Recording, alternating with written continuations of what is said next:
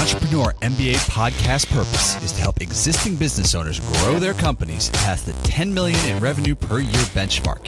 Here is your host, Stephen Halasnik. Welcome, everyone. My name is Stephen Halasnik, and I'm co-founder of Financing Solutions. Financing Solutions, for those of you who don't know about us, we provide easy-to-set-up lines of credit for small businesses. And I will be your host for today's Entrepreneur MBA podcast. If you're interested in learning more about getting a business line of credit for your business, please visit our website at fscreditline.com. That's FS as in Financing Solutions, creditline.com.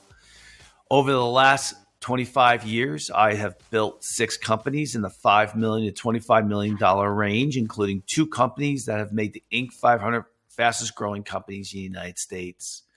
I love learning from people with business experience, and today I'm very excited to be speaking with Jason Bernard from Calicube.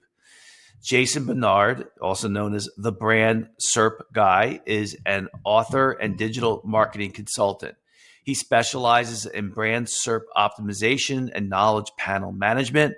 Jason has over 2 decades of experience in digital marketing, starting in 1998, which is the year that Google was first incorporated, with a website for kids based on the characters Bawa and Kawala that he built up to become one of the 10,000 most visited sites in the world.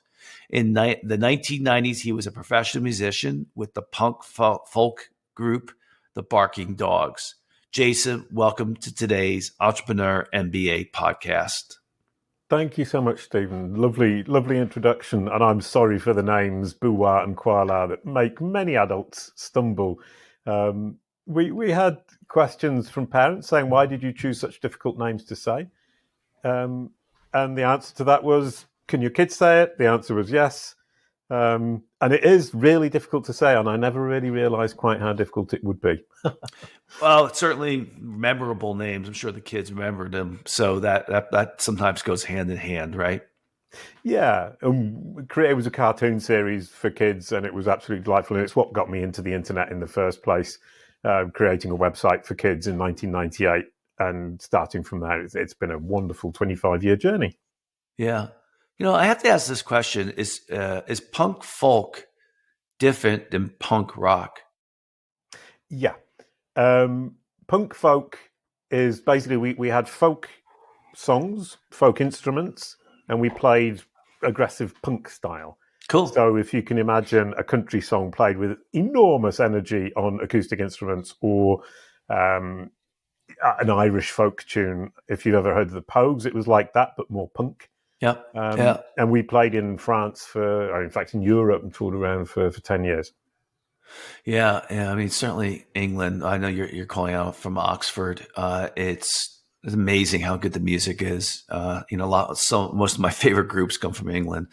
I'm kind of an alt rock 80s fan. So, right. I get it. Cool. So today we're going to kind of be talking about brand SERPs and knowledge panels, managing your brand on Google. Yeah. So just to get it out of the way, what is just an explanation of what SERPs are? Yeah, this is a question I always forget to explain. I come from the world of SEO, search engine optimization, so I use these terms all the time, and it seems to me terribly obvious. But obviously, any acronym is always going to be completely non-understandable for anybody who hasn't been in the industry. And a SERP is a search engine results page. So it's what you see on Google when you search something. And so a brand SERP is what you see on Google when you search a brand name or a person's name. And I say your brand SERP, which is what your audience sees when they Google your brand name, is your Google business card. Yeah. And then that would be... It would include paid for search as well as search and natural searches as well? Potentially, yeah. Some brands need to defend their brand name because their competitors bid on their brand name, so their competitors rank at the top with the paid position. So sometimes you need to defend your brand.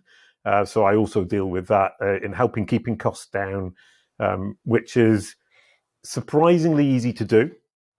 But by default, you will tend to pay much more for those ads than you should really be paying because of the way Google functions, obviously, to make money. Yeah. So let's get into right into the heart and soul of this, and that is you've been doing this for a while, right? What are some of the top? Give me the top three things that you think affects your brand when it comes to search engines and how people see you. Tell me the top three things that you've learned over the years that really affect brands. Right. Well, any brand that has a website is playing the Google game, whether they like it or not, because Google is going to be putting them in the search results, whether they like it or not. And from that perspective, how Google presents your brand on any search result on Google is incredibly important. You need to make sure it represents you as you want to your audience. And from that perspective, Google's understanding of who you are, what you do, and which audience you serve is by far the most important thing. You need to make sure, and it's up to you to proactively do this. What I say, educate Google to who you are, what you do, and which audience you serve, so that it can represent you honestly and helpfully to your audience when they Google anything, including your brand name. And beyond that, in fact, sorry, I thought about 2 points when you asked the question. There's another thing called EAT, expertise, authority, and trustworthiness. And that's huge in Google's algorithms today. And it's basically your credibility. So once it's understood who you are, what you do, and which audience you serve, you need to convince it that you are a credible solution for the subset of its users who are your audience. It's called ETA? EAT. EAT. Okay. And what does EAT stand for again? Expertise, authority, and trustworthiness, which is basically credibility. Yeah. Is that a standard EAT? Is that a standard acronym that's used outside of your? Is that something that no? So it's absolutely it's something that Google invented to convince people like me who do SEO, who are obsessed by inbound links. We were saying, you need a link to your website from another website. That's all that matters. And they created this this acronym to convince us to look at a more broad idea of what credibility is. And credibility, and they're right, is all about how expert am I? How authoritative am I within my industry? And how trustworthy am I to provide that solution to the subset of Google's users that are my audience? Oh, cool. I didn't know that. To get Google to recommend me. I mean, we're asking Google, when we're saying to Google, can you put me at the top of the results, please? We're asking it to recommend us to its users. Why would it recommend us? Because we're the most expert, the most authoritative, and the most trustworthy response or answer to the user's question. Gotcha. One of the things that is an issue, I know, Google sometimes does not pull the data from your website for the meta section, or what's the section? The meta title and meta description. Yeah. So how do you control your branding if it's being pulled from kind of outside of your control? Right, it's a huge question, a really interesting question, because Google used to just use what you mentioned, the metas, the meta title, meta description, and that's a title and a description in the web code that's designed for the search engines. And recently it started saying, well, actually, a lot of website owners don't optimize those. They don't provide those. So we need to learn to figure out what the title and description should be when we present this page in the search results. And in my community, that's a huge issue. People don't like that. But what it actually does is it looks in the page and finds what it thinks is the best title and the best description according to what the users search for and what the page actually offers. So you need to look at every web page on your website as a solution to a problem or an answer to a question. And Google is simply trying to match the question that its user is asking when they search on Google, or the problem they're trying to solve, with the page that best answers that question or solves that problem from the source that is the most credible, expert, authoritative, and trustworthy. So in other words, that's SEO in a nutshell. So you can't really control where Google is going to pull that information from. So how do you manage your brand if it's? Yeah, I guess is it just that everything you write on your order? It's hard because look at my website. I think I have 1,500 pages on my website. Yeah. it's a big website, right? For a smaller company, a $25 million company. But and it's like, those pages go back. I've been in business 11 years, right? I go back to my first page that I ever wrote. Now, yes, do we clean some things up? I mean, do we, shut them off and redirect? Yes. But there's stuff that we wrote about 11 years ago that don't really put us in the best frame of mind when you read it now. I mean, what do you do? Well, I mean, from a perspective of something that isn't best representation of your brand, you would need you should just take it down, right? You would need to take it down or correct Yeah. it, because the problem as well there is that if it's misrepresenting what your brand is today, then Google's going to start to misunderstand your brand. You're sending confused signals, and Google, although very complex, is actually quite simplistic. It needs a very clear, consistent signal from you about who you are, what you're doing, which audience you serve. And it needs consistency in terms of the way you're presenting your brand. And once it's understood that, then it will be able to represent you in the way that you want, because it has no reason to represent you any other way. If it can understand what you want it to say, it will say it. And so on an individual page basis, you just need to be very careful with what I would call the basics, but probably aren't for a lot of people who aren't in the SEO industry, but using your headings correctly, structuring your page in a way that the machine can read it and understand it properly. And very simple tricks like that is hugely, hugely powerful in influencing Google. But the cornerstone, the keystone to this is that it understands who you are and what your brand message is, because then it will represent you correctly. Have you ever, are you do you own an SEO, SEM company? Is that what you do? Yeah, kind of. That's where I come from. But Calicube is my company, and we have a SaaS platform and a done-for-you service that is basically branding on Google rather than SEO. So what we're doing is helping you control your brand message all over Google. And we focus on the brand SERP, which is what your audience sees when they Google your brand name, and the knowledge panel, which is the right-hand side, where sometimes if you search for a big company like IBM, you'll see a panel with facts about IBM. And we help companies to get those. And once you have a knowledge panel, it's Google's representation of its factual understanding about you. And that's when you're winning the game in terms of being able to manage your brand on Google, because it's understood. So my role is firstly marketing, firstly branding, secondly marketing, and thirdly SEO. Okay. So good. Although I come from the SEO world, SEO is actually only third on the list. SEO is packaging your branding and your marketing for Google. That's all it is. And you should have all of the branding and marketing already there. All we're doing is helping you package it. So who typically brings you into an assignment? Is it the advertising agency who's working on the branding project? Is it the owner of the business? And I mean, I have a hard time believing that the owner of a small business puts any thought into SERP branding. Sure. I mean, I never did, and I am really, for a layman, I know a lot about SEO. So right. I never thought about branding from that standpoint. No, in fact, what's surprising is after 25 years, I've been doing the internet for 25 years.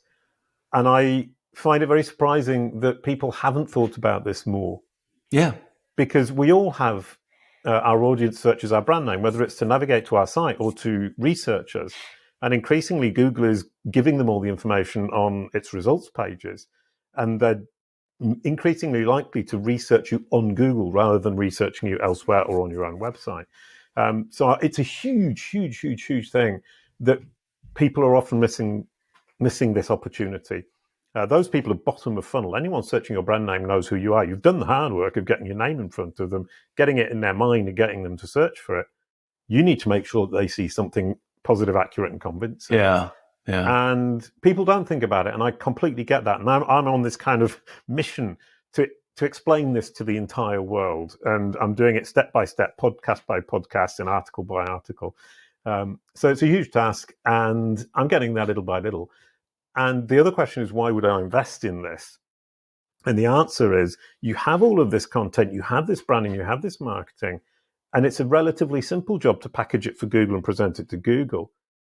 And then Google will love you and it will present you more often and in the way you want than it is today. So it's a huge opportunity that I think a lot of companies are missing. So what I tend to get, direct clients who ask for the done for you service are company bosses who want to manage their own personal brand SERP. So what their audience sees, because perhaps they've got investors who are looking at who they are and searching them on Google, and they want to look impressive. And then they move that up to say, well, actually, if I can get this for the company, for myself, sorry, then the company, I can do this too for the company, and that will directly drive my business. So Kaleidoscope is a SaaS platform that manages your online brand for Google. How does it do it? Right. It's Kalicube, not Kaleidoscope. Oh, I'm sorry. Yeah. I'm now thinking I should have called it Kaleidoscope. It's a better name. There you go.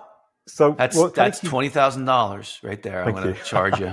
So Kalicube Pro is a let's SaaS spell platform. it too. Before you go on, let's spell it KALICUBE, just for our listeners to know. Okay, go ahead. Brilliant. Oh, that's smart. Yeah, I should have done that right at the start. It's okay. We work as an agency helping businesses with their brand message on Google. Yeah. And the way the platform works is that we have an algorithm that looks at Google and it says, we analyze Google's results to figure out what Google is looking at for sources of information about the brand, what it sees as important for the brand, what it sees as unimportant for the brand. And then we can immediately say to you, right, here are the sources of information that Google's looking at. We need to correct all of these. So it's a huge spring clean of your entire digital ecosystem. And then we can say, these are the places you're doing well. These are the places you're doing badly on social media, on article writing, on your website, on third-party website review sites, for example. We can immediately pinpoint where the weak spots are and where the strengths are and start working on those to improve your digital ecosystem. So it always starts with a spring clean, and then it moves on to building block by block the entire digital ecosystem from the perspective of Google's perception of it. And the other clients we have are agencies. So a lot of companies are being optimized by Kalicube without realizing it because their agency is using Kalicube to do this same work. Yeah, it's good stuff. I've never done this during a podcast. I'm actually looking up your website right now. It's kind of interesting. I wonder what would happen if I put I'm not going to do it now. But if I put does it do some type of analysis of your website for like, introductory, trying to learn about yourself? Right, yeah. People can ask to have their company added to our database. We've got a database with 70,000 brands and people, and it's got 500 million data points that we use to analyze and figure out exactly what's happening within each individual industry so that we can apply really well-focused strategies to each individual business according to their industry, but also according to their specific digital ecosystem. So there's a free option where you can just track and look at what Google's showing for your brand name in whatever country you want. But the big step up is when we start doing this on a weekly or a daily basis, and then we can really get to grips with your entire digital ecosystem. And as I said, from the perspective of Google, and if any algorithm company has the best insight into a digital ecosystem, it's going to be Google. Yeah. It isn't mentioned. It isn't Facebook. It isn't Apple. It's Google, and it's Microsoft potentially. But Google crawls the web constantly, so it knows everything about you. It's constantly looking over your shoulder. It knows what you're doing. It sees everything you do online. And its assessment of what your digital ecosystem looks like is, for me, the best possible assessment you can have. And the great thing about it is it's free. Yeah. Google's assessment of your brand is just searching your brand name and having a look at it and seeing what comes up. Do I see what I wanted to see? Do I see what I expected to see? And how do I then move the needle so that I see what I want to see and what my audience needs to see for me to do better business? Yeah. So what was the first suggestion that you made in your experience was let's take a step back, because I said there was three things from based on your experience. First thing is you got to be concerned about the image, everything that's being said, your web. You got to be concerned about everything the way Google sees you. That was the first thing, correct? Yeah, you've got to be firstly concerned about how your audience sees you. Yeah. So you need to create content and communicate with your audience on whatever platform it is, whether it's on social media, your own website, Medium, or review sites. And then we take that and we say, right, well, how do we take this content? You as a business owner, you're communicating with your audience in a way that you know resonates with them. That's why you're making money. And then what we say is we can take all of that and we can repackage it all so that Google understands how you're talking to your audience, which audience you're talking to, and what your brand voice is. So what we're simply doing is taking what already exists and adapting it so that Google can better understand the contents and how to apply it when it's trying to help its users. And remember, people searching on Google are Google's users.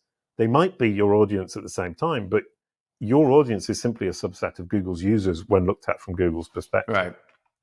Okay. What's the second thing you've learned from your experience of branding, SERP, and kind of knowledge panels and that type of thing, and branding on Google? What's the second thing you kind of learned? Something that I think I overlooked for years as an SEO is I focused too much on my own website, and that I actually talk to my audience on many different platforms. My website should be the hub of that conversation. So I should reach out to people on the platforms they're already hanging out on and then bring them into my website when they're ready to convert or when they need to come to my website for information about something specific. And the idea that people should come to your website immediately when they're searching for, let's say, red shoes is, for me, not helpful. I should already be communicating with the person who's looking for red shoes wherever they happen to be hanging out. And when they search for red shoes, I should, if I appear, they will be coming to my brand because they recognize the brand. But I would hope they would be searching for red shoes Calicube because they want to buy from Calicube because I've already connected with them and communicated with them and my brand already resonates with them. And at that point, I just need Google to represent me. Get Google's stamp of approval where it's saying, here is a brand SERP, here is the result for red shoes Calicube, where red shoes at Calicube look incredibly good with lots of great reviews, with information, with the knowledge panel on the right-hand side, and Calicube's page at the top, exactly like I want it to be shown. Okay. What's the third thing you've learned from your experience in this business? Having said the website is less important than perhaps you think, it's going to become less and less important as Google moves forwards. Because once you do get people searching your brand, as I said, Google's making that result for your brand name on its search engine results pages increasingly rich with videos, with Twitter feeds, with the knowledge panel, with cards, with information in them, to the point at which users are going to be increasingly not visiting your website until they're ready to convert. So you really need to focus on communicating with them off your website and expecting them to come to your website further down the funnel. So I would say, once again, the idea that my website is the hub of everything I do, but it isn't necessarily the most visible part of what I do. But it's certainly where I'm going to convert my clients. Yeah, you alluded to this a little bit, but I think a lot of people who are involved in SEO, SEM, or directors of marketing, those type of thing, they're always thinking about, okay, what's the next algorithm change that Google will make so that we can get ahead of the game of having content on our website that Google likes. That conversation does not go into the branding. What is, you did talk a little bit about it, but what is the branding future that Google will want to see to portray your brand the way you want it to? Yeah, that's a great question from the perspective of SEOs do get obsessed by the idea is I need to be visible on Google for everything. And increasingly, Google is looking to brands and brands it trusts. And it doesn't need to be a big brand to be trusted. If I'm a poodle parlor in Paris, I can be a small brand in Paris, but incredibly trusted by Google for poodles in Paris that need a hair trim. So you've got to look at your real audience where you are trustworthy, where you are credible, and focus on getting Google to understand your brand, what it means to your audience, and which audience your brand is actually truly helpful for. So the idea is to look at your audience and start building around that audience, and once again, packaging for Google and making sure that Google understands that each piece of content you create, whether it's on your website or elsewhere, is from that brand and helps to build one tiny extra brick of that expertise, authority, and trustworthiness that we talked about earlier on. So let's do a case scenario of using my own company. So one area that my business is very popular with is provide small businesses with a line of credit, right? Right.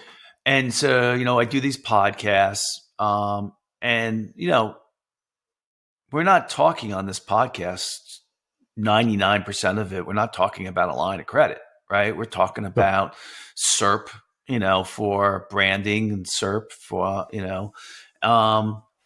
so, it's always confused me a little bit when we're picking articles to write about, right? And, the podcast is above and beyond the articles that we write, because we do take this podcast, we write it up into a full article, and so that type of thing. So 99% of this podcast has nothing to do with a line of credit. I mean, I'm mentioning it a couple times now, but that's irrelevant, right? How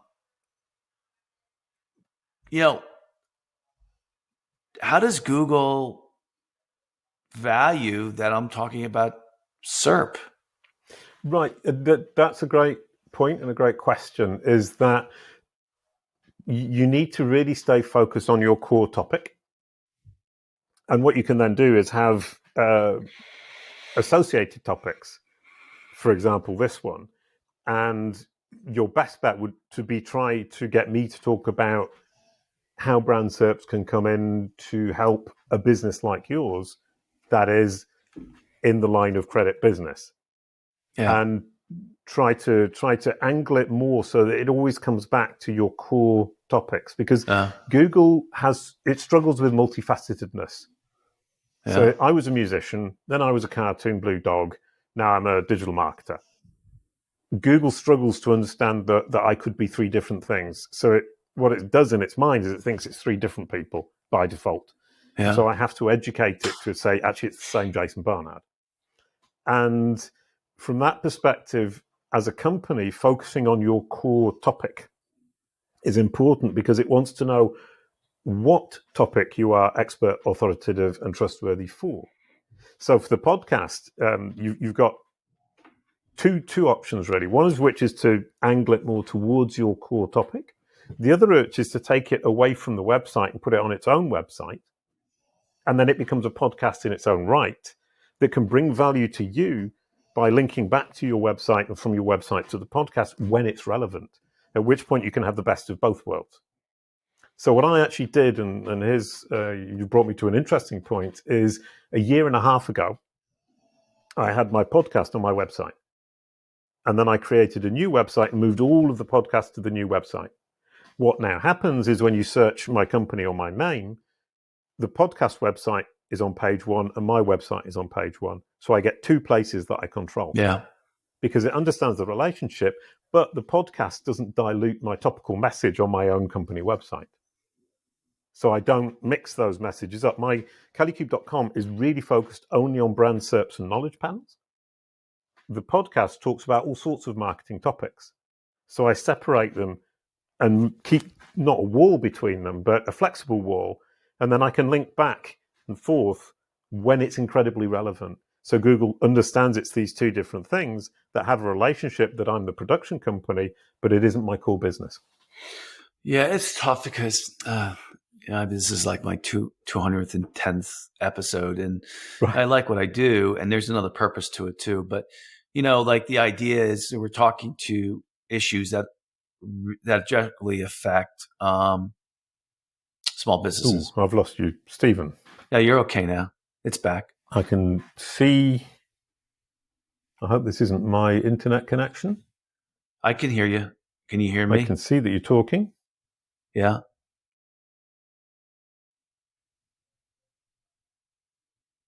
How's it doing now?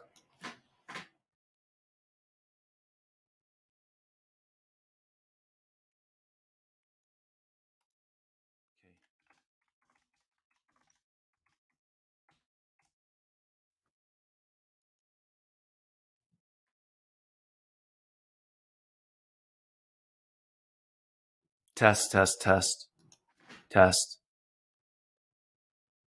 test.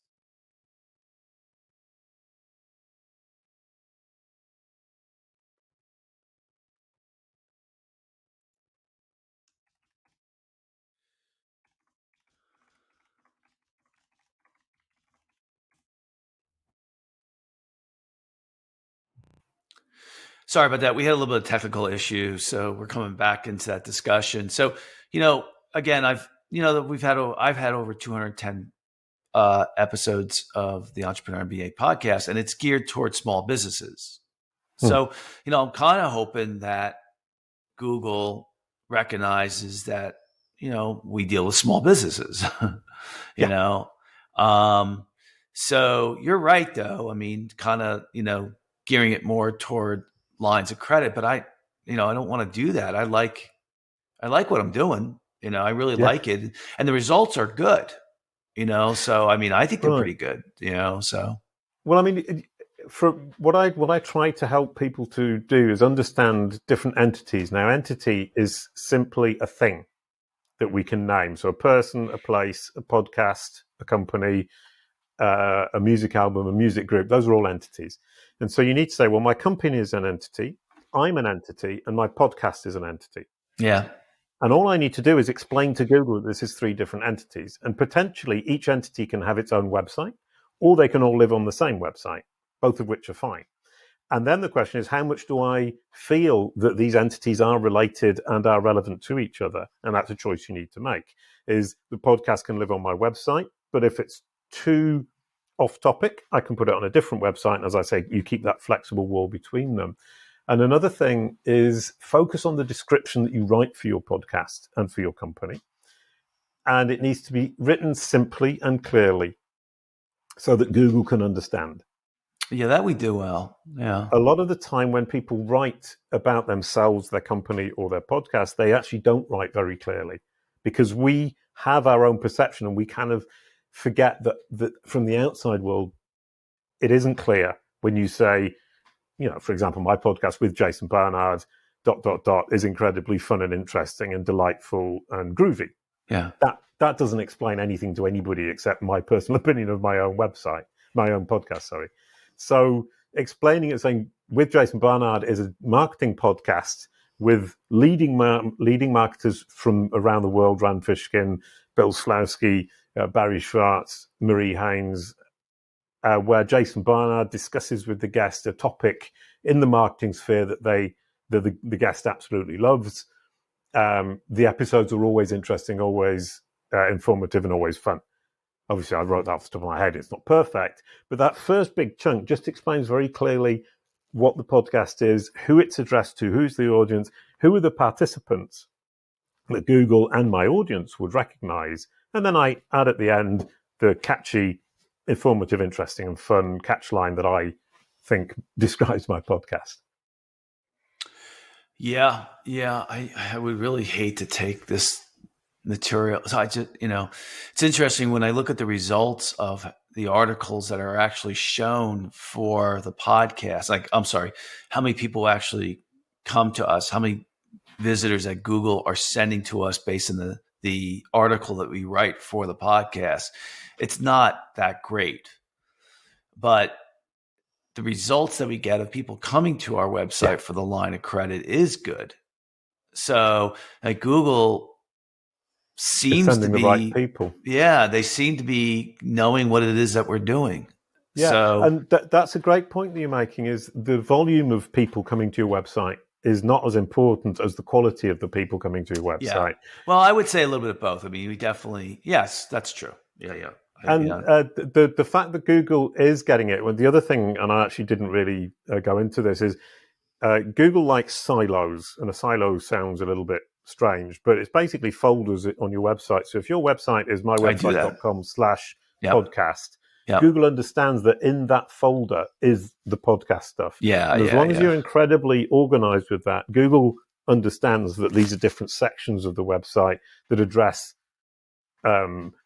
different questions and different problems, but theoretically the same audience. And as you say, you're aiming at a small business audience. If you explain that clearly across your website, we serve small businesses in the USA, obviously not that boringly, then it will become clear to Google, and it will know when the person is relevant to your business and your business is relevant to them.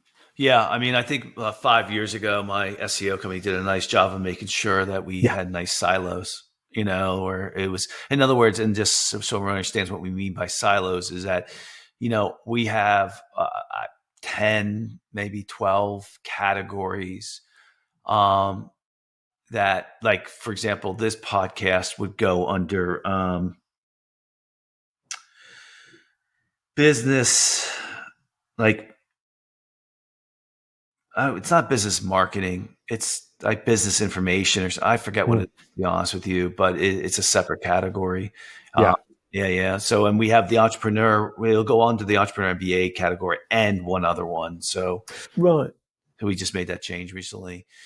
Well, it's good. It was a great, very interesting topic. We kind of ran out of time. I mean, the idea of branding. I mean, I could see where your companies could do really, really well, because if you're working with my one of my best friends is a branding expert for 30 years, and I can see where he would want to make sure that they're including SERP in their branding methodology, or so I kind of get it. I haven't seen it very often. I'm certainly not in that space, but it's a good area to be. Have you seen that your business has been taken off?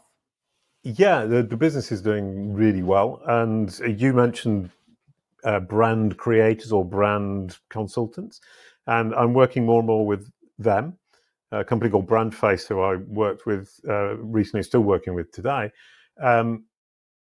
Basically realized we create this amazing brand, we get the whole brand message absolutely nailed. Now, how do we communicate that to Google? That's where I come in.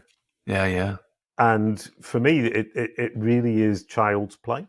Yeah. Because I know Google from the inside out through the SEO career that I've had. And so for me, it's simply saying, once again, I take your brand, I take what you've created with your brand manager, your brand creator, and I package it for Google, or I tell you how to package it for Google. Then we present it to Google, and Google will understand. Cool. Good stuff. Well, good conversation. Right. I enjoyed it. We have, that's all the time we have today. I'd like to thank so very much Jason Bernard from Kalicube. It's Kalicube for coming on today's podcast. And if you like today's podcast, please feel free to share it with a friend, and also subscribe on your favorite podcasting app. And please also, if you liked today's podcast or any of the other ones, and you're willing to give us a 5-star review, please give us a review. It helps us get the word out. Then they, of course, the podcast companies use those reviews as a way to rank where we are. We're in a very good position. I think we have 10,000 listeners right now. And if you're looking for a line of credit for your business, you can call us at 862-207-4118 or visit our website at fscreditline.com. That's FS as in Financing Solutions, creditline.com. Jason, if anyone wants to get in touch with you, how would they go about doing that? Right. Google my brand name or my personal name, my brand name, Kalicube, and it will show you the results for Kalicube with all of our offers, our products presented with our own brand message, our own brand voice, and our visuals that we've more or less chosen. Or search my name, Jason Barnard, JASON BARNARD. And what you will see is what I call my Google business card. and you will see my website, Twitter, LinkedIn, my company website, and you get to choose how you interact with me through Google's presentation of the opportunities and the ways you can interact with me online. Good stuff. Thanks for coming on. Thank you so much, Stephen. Yeah, so I think my takeaway today was I'm going to go after we're finished with this podcast, and I'm going to go to Jason's website, and I'm going to type in my name and see what the software comes back with that he has. And it'd be interesting because I would like to know what Google thinks of us and what they say. So Absolutely good brilliant stuff. So I recommend that to all our listeners. So other than that, everybody have a great day. Enjoy. Keep learning.